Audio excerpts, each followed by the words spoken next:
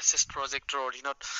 বহুতো ভ্যাকেন্সি ওলাইছে সো আপোনালোকে যদি আবেদন কৰিব বিচাৰিছে তেনেহলে আবেদন কৰিব পাৰে আপোনালোকে কোনো অনলাইন যোগেদি এপ্লাই কৰিব নোৱাৰিব ডাইৰেক্ট ৱাক ইন ইন্টাৰভিউ হয় সো আপোনালোকে ডকুমেন্টস সহ ইন্টাৰভিউ জেগাত যাব লাগিব ইন্টাৰভিউটো হ'ব আপোনাৰ এতে joint director of health service Sivasagar আকৌ 6 মান্থ হয় জবটো আপোনাৰ 6 মান্থৰ বাবেহে আকৌ এটো কন্ট্ৰাকচুৱেল হয় তো আপোনাৰ ইন্টাৰভিউ ডেটটো হৈছে 6 7 8 অক্টোবৰ তাৰিখ সময়টো হৈছে আপোনাৰ ৰাতিপুৱা 10টা বজাত ষ্টাফ নাৰ্ছত আছে 10টা পোষ্ট আকৌ কোৱালিফিকেশনটো লাগিব আপোনাৰ জিএনএম পাস লাগিব 5 ইয়াৰ্স অফ এক্সপেৰিয়েন্স লাগিব 18 to 45 years age limit and then 16,000 হৈছে salary আকৌ next হৈছে technician laboratory দুটা পোষ্ট আছে ডিপ্লোমা লাগিব in lab and 5 years experience লাগিব আকৌ age limit to হৈছে 18 to 45 years salary হৈছে 15,000 fix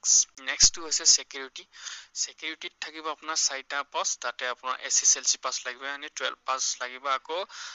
5 years experience লাগিব salary to হৈছে 8,000 fix electrician আছে এটা পোষ্ট ITI পাস লাগিব আকৌ 3 years minimum experience লাগিব salary to হৈছে আপোনাৰ 6,000 fix cleaner আছে 7টা পোষ্ট তাতে আপোনাৰ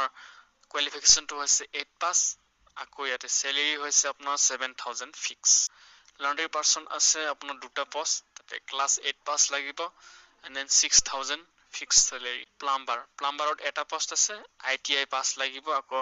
minimum 3 years experience লাগিব 6,000 হৈছে salary to আকৌ ward boy আছে আপোনাৰ 6টা পোষ্ট তাতে class 8 pass লাগিব minimum 3 years experience লাগিব 7,000 হৈছে salary interview to এটো জায়গাত হ'ব joint director of health service কাম chairman IP SS project Sivasagar ইয়াতে সময়মতে যাব আপোনাৰ লেটেষ্ট জব ইনফৰমেশন